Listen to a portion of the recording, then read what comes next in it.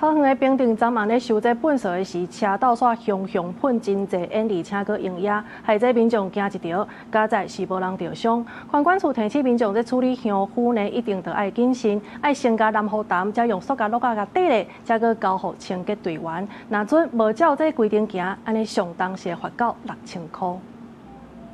糞掃車佇咧壓縮的時陣，金紙糊噴出來，好佳在無人受傷。這件代志是佇咧初二暗時，桃園平鎮成功路頂頭發生的。佇咧現場倒糞掃，看到民眾就講，迄時聽到爆炸聲2擺，第2擺較大聲，營業嘛噴到規塗骹。你有嚇到嗎？沒有，我還好啦。他們那喊很大聲啊，他們都叫一聲啊。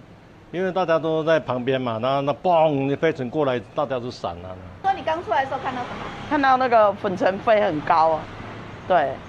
然後後來垃圾車走掉，我先生就用水去沖。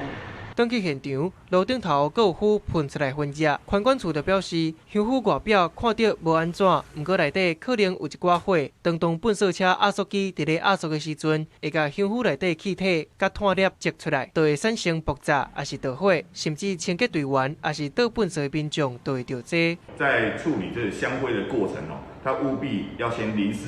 再用塑膠袋把它包裹之後，單獨交給我們的垃圾車，以避免在垃圾車壓縮的過程引起揚塵。環管處就提醒，包括鋰電池、壓力容器等等，都應該單獨分類，交予清潔隊員。也是閣問一下，若是無依照規定，可能會違反廢棄物清理法，上重會當罰6000塊的罰鍰。記者綜合報道。